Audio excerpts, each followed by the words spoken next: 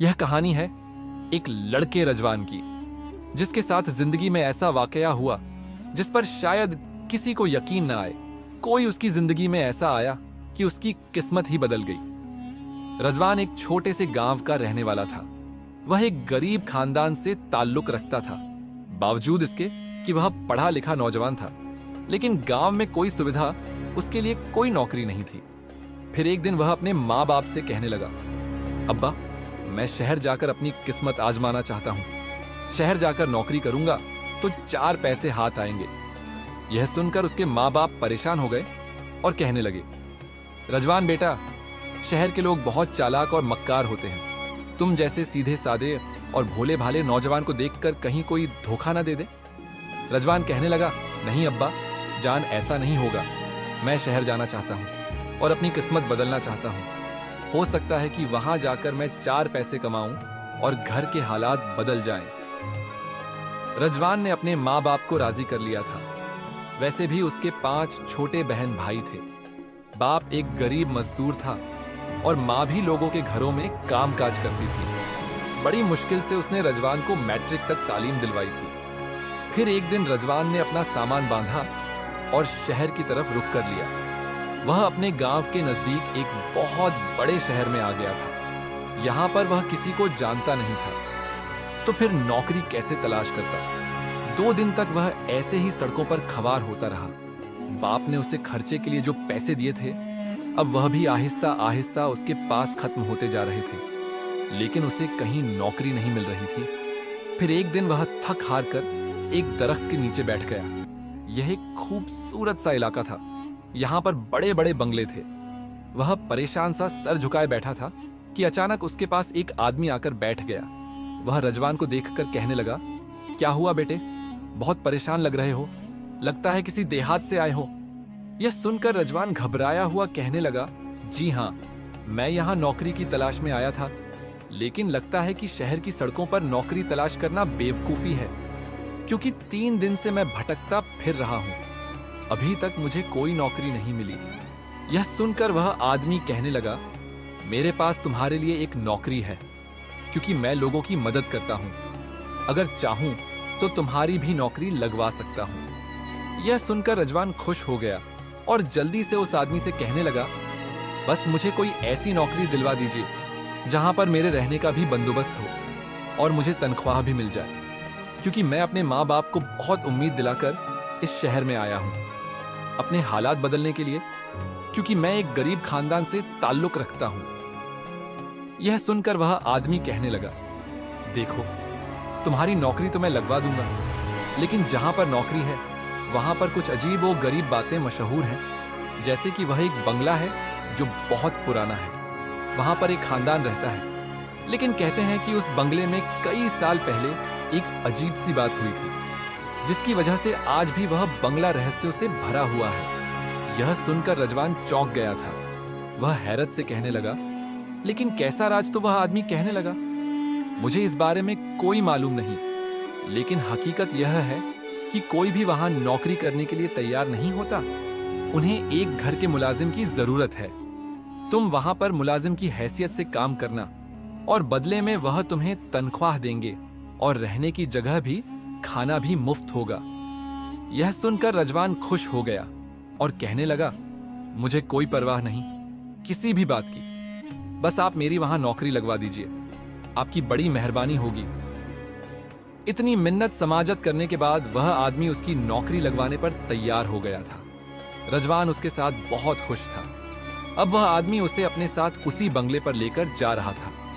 रजवान उस बंगले के सामने आया तो उसकी खूबसूरती देखकर हैरान रह गया। वह बंगला बहुत ही खूबसूरत था, इतना खूबसूरत जैसे संगमरमर से बना हो। चारों तरफ रोशनियां बिखरी हो। लगता था कि यह लोग बहुत अमीर कबीर हैं। रजवान खुश था कि इतने अमीर लोगों के दरमियान उसे नौकरी मिल गई है। फिर वह आदमी उसे अंदर ले गया। सामने ही एक आदमी खड़ा था जो यहाँ का मालिक नजर आता था। वह आदमी उसे कहने लगा, मालिक, मैं इस नौजवान को लेकर आया हूं। इसका नाम रजवान है और यह नौकरी करना चाहता है। यह सुनकर वह आदमी खुश हो गया और कहने लगा, ठीक है, मुझे कोई ऐतराज नहीं, तुम इसे सर्वेंट क्वार्टर में ले जाओ। यूं रजवान अपने कमरे में आ गया था। अब इस घर में उसकी नौकरी का आगाज हो गया था। रजवान अपने आप को बहुत खुशनसीब समझ रहा था कि शहर में उसे इतने अच्छे बंगले में नौकरी मिल गई थी, वह भी इतनी जल्दी। लेकिन वह नहीं जानता था कि यहां पर आकर उसने अपनी जिंदगी की सबसे बड़ी गलती की है। आगे उसके साथ जो भी होने वाला है वह एक नाकाबिले यकीन बात है। फिर 2-3 दिन तक वह मुलाजिम की हैसियत से घर के काम काज करता रहा। जो भी घर का काम होता मालकिन उसे बता देती। लेकिन एक रात जब वह अपने सर्वेंट क्वार्टर में सो रहा था तो उसे किसी के रोने की आवाज आई थी। यह आवाज सुनकर वह चौंक गया। वह हैरान था कि यह आवाज कैसी है। जैसे ही वह उठकर खिड़की की तरफ आया तो उसकी आंखों ने एक नाकाबिले यकीन मंजर देखा था। सामने लॉन में एक दरख्त के नीचे लड़की बैठी थी जिसने सफेद रंग का लिबास पहन रखा था। घुटनों में मुंह छुपाकर वह रो रही थी। रजवान इस लड़की को देखकर हैरान रह गया। वह हैरत ज्यादा था कि यह लड़की कौन है और क्यों रो रही है, क्योंकि रात के वक्त उसके रोने की आवाज गूंज रही थी। फिर रजवान का दिल बेचैन हुआ और वह अपने सर्वेंट क्वार्टर से बाहर आ गया। लेकिन जैसे ही उसकी नजर उस दरख्त पर पड़ी तो वह हैरत से दो चार हुआ था, क्योंकि वहां कोई लड़की नहीं थी। क्या वह लड़की यहां से उठकर चली गई है? लेकिन आखिर वह लड़की क्यों रो रही थी? उसका दिल बेचैन हो गया था। उस बंगले में मालिक मालकिन के अलावा कोई लड़की नहीं थी। बाद में उसे पता चला था कि मालिक के 2 बेटे बाहर मुल्क जा चुके हैं, वह भी पढ़ाई करने के लिए, और इस घर में सिर्फ वह दोनों ही रहते हैं। लेकिन आखिर ऐसा कौन सा राज था जिसके बारे में वह आदमी उसे कुछ अजीब सी बात कर रहा था? लेकिन खैर, मुझे क्या, मुझे तो यहां काम करना है। फिर अगली रात को उसके साथ फिर से वही अजीब सी बात हुई थी। वह तो गहरी नींद सो रहा था, लेकिन किसी की सिसकियों की आवाज से उसकी अचानक आंख खुल गई। वह चौंक कर उठा तो हैरान रह गया। आज फिर उसी दरख्त के नीचे वह लड़की बैठी रो रही थी। अब तो रजवान से रहा न गया और वह फौरन ही इस लड़की के सामने पहुंच गया। यह देखकर उसके पैरों तले से जमीन निकल गई कि लड़की के पांव में जंजीर बंधी हुई थी और वह उन जंजीर के सहारे उस दरख्त के नीचे बैठी थी। उसके पांव भी जख्मी थे। आखिर यह लड़की कौन है? लड़की के बाल बहुत लंबे लंबे थे। फिर रजवान उसके सामने बैठा और बड़ी हमदर्दी से कहने लगा, कौन हो तुम और क्यों रो रही हो? लड़की ने एकदम से सिर उठाया था। रजवान उसे देखकर चौंक गया। वह बहुत ही खूबसूरत थी, इतनी खूबसूरत कि उसे देखकर रजवान हैरान रह गया। फिर वह कहने लगी, मैं इस बंगले की मालकिन हूं। यह सुनकर रजवान की हैरत की इंतहा न रही, क्योंकि वह अच्छी तरह जानता था कि बंगले के मालिक और मालकिन कौन है, क्योंकि आज से पहले उसने इस लड़की को कभी नहीं देखा था। फिर वह चौंक कर कहने लगा, अगर तुम मालकिन हो तो तुम्हारे पांव में यह जंजीर कैसी है? वह लड़की रोते हुए कहने लगी, यह जंजीर तो उन जालिम लोगों ने मेरे पांव में बांधी है। तुम किसी तरह यह जंजीर खोल दो, मैं तुम्हारी एहसान मंद रहूंगी। यह सुनकर रजवान को इस लड़की पर बड़ा तरस आया। जैसे ही उसने उसकी जंजीर खोलने के लिए हाथ बढ़ाए, अचानक ही उसके पीछे मालिक की करखत आवाज सुनाई दी थी, तुम आधी रात को यहां क्या कर रहे हो? यह सुनकर रजवान खौफजदा होकर पलटा था। फिर वह मालिक से कहने लगा, साहब जी, वह दरअसल यह लड़की रात को रो रही थी तो मैं परेशान हो गया था। तो मालिक हैरान होकर कहने लगा, कौन सी लड़की, किसकी बात कर रहे हो? तुम जैसे ही रजवान ने सामने की तरफ देखा तो खौफ के मारे वह बुत बन गया, क्योंकि उसके सामने लड़की का नाम ओ निशान भी नहीं था। न जाने वह कहां चली गई थी। रजवान खौफ से ढलकर रह गया था। कभी वह मालिक को देखता तो कभी उस दरख्त को जिसके नीचे वह बैठी हुई थी और अपनी दर्दनाक कहानी सुना रही थी। लेकिन अब वहां कोई भी नहीं था। मालिक कहने लगा, देखो, मुझे रात को यहां भटकते हुए नजर न आओ, अपने काम से काम रखो। यह कहकर मालिक ने रजवान को अपने कमरे में जाने का कह दिया था। रजवान ने सिर झुकाया और खामोशी से अपने कमरे में आकर लेट गया। लेकिन वह सोच रहा था कि आखिर वह लड़की कौन थी और क्यों रो रही थी, और फिर अचानक मालिक के आने पर कैसे गायब हो गई। यह मामला उसकी समझ से बाहर था। फिर एक दिन मालिक ने उसे पैसे दिए और कहने लगी, जाओ यह सारा सामान लेकर आओ। उसने एक बड़ी सी लिस्ट रजवान के हाथ में थमा दी थी। रजवान के हाथ में पैसे भी दे दिए थे, जो काफी ज्यादा थे। आज से पहले इतने पैसे रजवान ने कभी नहीं देखे थे। रजवान ने अच्छी तरह वह पैसे अपने पास संभाल कर रख लिए थे कि कहीं वह पैसे गिर न जाए। फिर वह सामान लेने के लिए शहर की मार्केट में चला आया। वह सामान खरीद रहा था कि अचानक ही कोई उसके पीछे आकर खड़ा हो गया। वह जैसे ही पलटा तो सामने खड़ी लड़की को देखकर चौंक गया। वह लड़की नकाबपोश थी, लेकिन उसकी आंखें नजर आ रही थी। रजवान इस लड़की को देखे जा रहा था, जो न जाने क्यों उसे मुसलसल देख रही थी। फिर रजवान ने उसकी तरफ तवज्जो हटा दी और सारा सामान खरीदकर जैसे ही घर की तरफ आने लगा, अचानक इस लड़की से बुरी तरह टकराया। सारा सामान जमीन पर गिर गया था और वह लड़की भी जमीन पर गिर गई थी। लेकिन जैसे ही रजवान ने उसका चेहरा देखा तो उसे अपनी आंखों पर यकीन नहीं आया, क्योंकि वह लड़की वही थी जो उससे रात को बंगले में नजर आई थी। रजवान उसे आवाजें देने लगा, लेकिन लड़की अचानक उठकर भाग गई। वह इतनी तेजी से भागी कि उसे भीड़ में कहीं दिखाई ही न दी। आखिर वह लड़की यहां कैसे आई?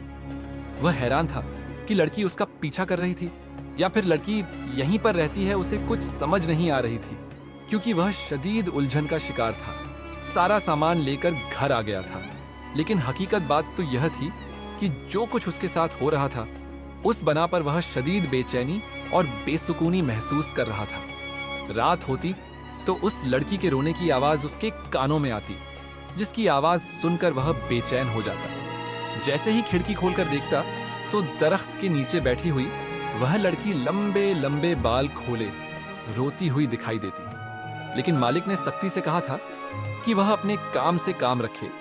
रजवान को यह भी खौफ था कि कहीं मालिक उसे काम से न निकाल दे, क्योंकि वह किसी सूरत भी काम छोड़ना नहीं चाहता था। अभी तो उसने पहली तनख्वाह भी अपने माँ बाप को नहीं पहुंचाई थी। फिर अगली रात जो कुछ उसके साथ हुआ था, उसे देखकर उसके होश उड़ गए थे। रात के 12 बज रहे थे जब कोई उसके बिस्तर के पास आकर बैठा। अचानक ही नींद में उसे महसूस हुआ जैसे कोई धीमे धीमे उसे पुकार रहा है, कोई उसे नींद से जगाने की कोशिश कर रहा है। उसने जैसे ही आंखें खोली तो हैरान रह गया।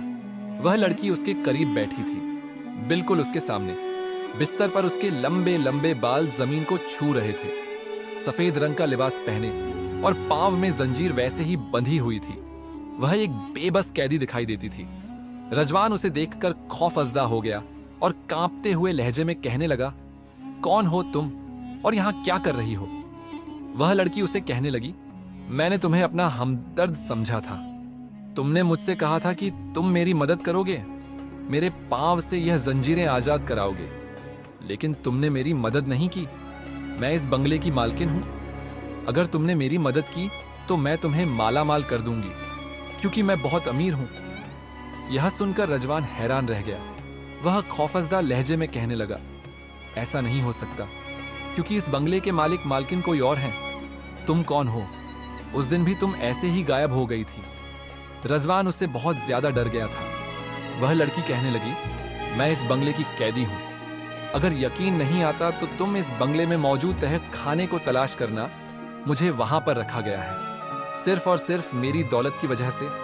अगर तुम मेरी मदद करोगे और मुझे यहां से आजाद कराओगे तो मैं अपनी आधी दौलत तुम्हें दे दूंगी।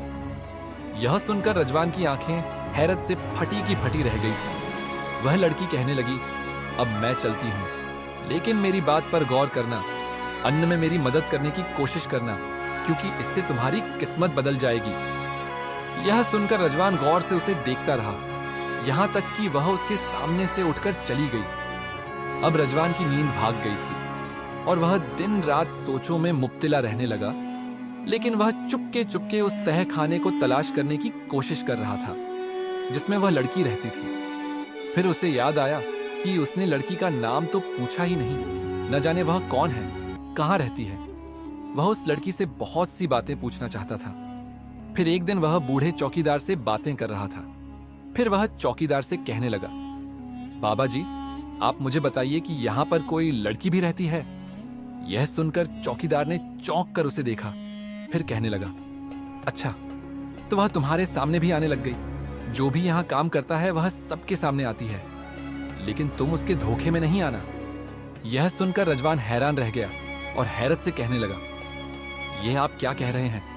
मैं कुछ समझा नहीं। तो वह चौकीदार कहने लगा, वह लड़की जिंदा नहीं बल्कि मर चुकी है, बल्कि उसकी रूह यहां भटकती फिर रही है। इसलिए अगर आइंदा वह तुम्हारे सामने आए तो तुम आंखें बंद कर लेना, वह खुद ही गायब हो जाएगी। यह सुनकर रजवान के होश उड़ गए थे। उसका वजूद बुरी तरह कांपने लगा। अभी तो उससे काम करते हुए 15 दिन भी नहीं हुए थे और उसके साथ यह सब हो रहा था।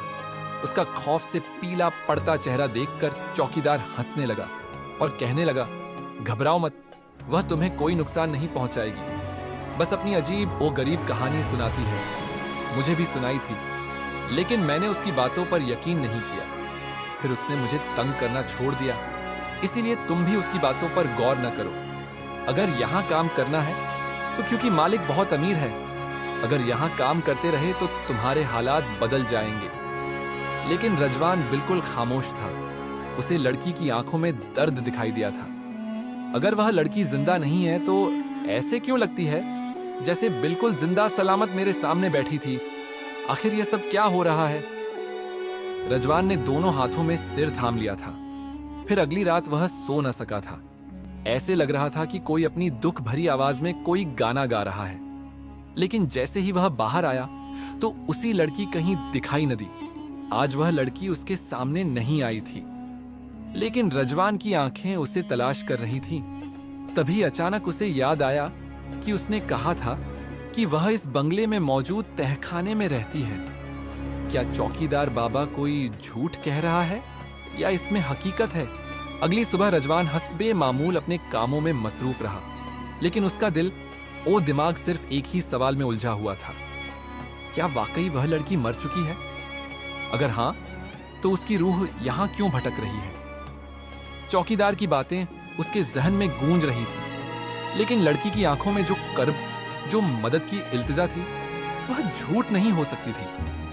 रजवान ने फैसला कर लिया कि वह तहखाना हर सूरत तलाश करेगा।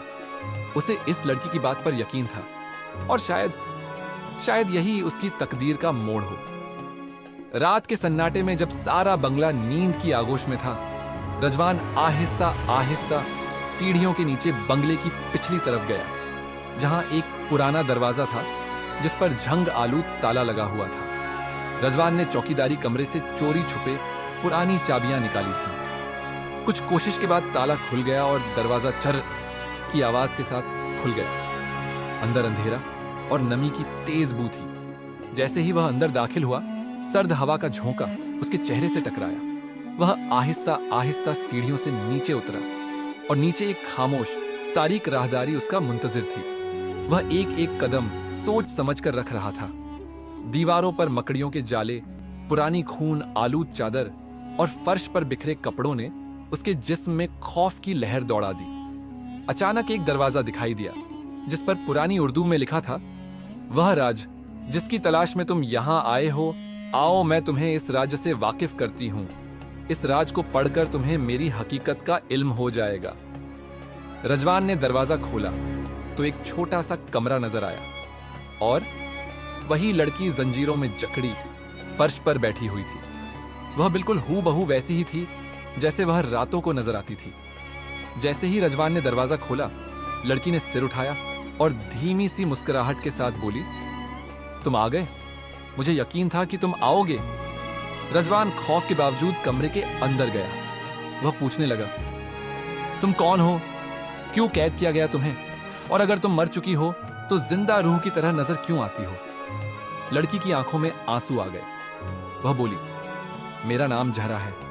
तुम्हें शायद मेरी दर्दनाक कहानी सुनकर यकीन न आए कि मैं तो एक रूह हूं, लेकिन इंसाफ की तलबगार, क्योंकि कई साल पहले मेरे साथ एक बहुत बड़ी नाइंसाफी हुई है।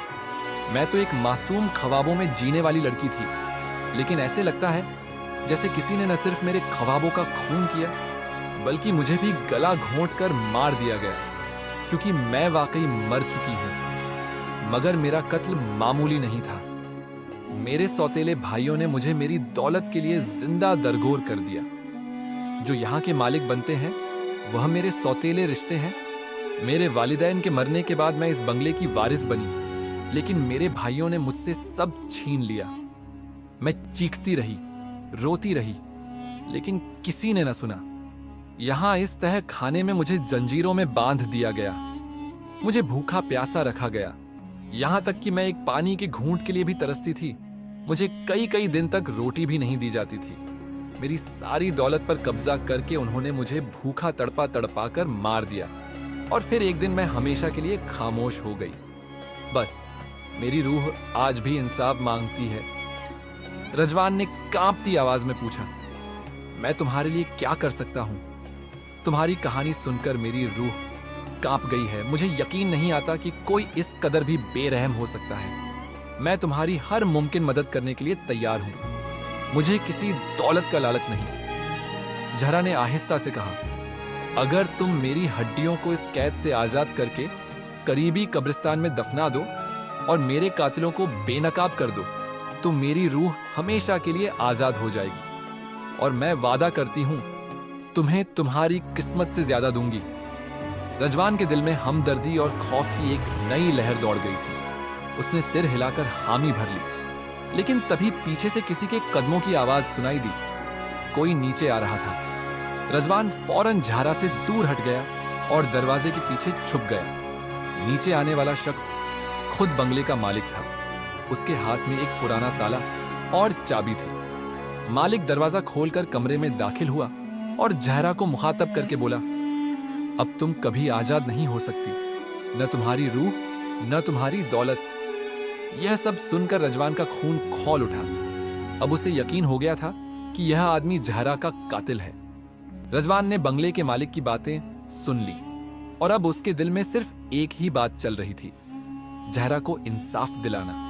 मालिक के वापस जाते ही रजवान ने जहरा की तरफ देखा। वह आहिस्ता से बोली, अब तुम सच जान चुके हो। अगर तुम हिम्मत करो तो मेरी रिहाई मुमकिन है। बस मेरी लाश को इस जगह से निकालकर दफना दो। रजवान ने फैसला कर लिया था। वह हैरत से अपने दिल में जहरा के लिए अजीब सी मोहब्बत महसूस कर रहा था और उसे उसकी रूह से जरा भी खौफ महसूस नहीं होता था, क्योंकि जो जुल्म उसके साथ हुआ था उसे सोचकर ही वह इस बात पर गमजदा हो जाता कि इतनी नाइंसाफी, वह भी एक मासूम लड़की के साथ। उसे तो इंसाफ जरूर मिलना चाहिए। अगली ही रात जब सब सो गए, वह तह खाने में गया और जहरा की जंजीरों से जकड़ी लाश, जिसके फकत बाकियात मौजूद थीं, को निकाला। उसने चुपके से चादर में लपेटा और उस पुरानी कच्ची कब्र में दफन कर दिया जो कब्रिस्तान के किनारे मौजूद थी, जहां जहरा की मां दफन थी।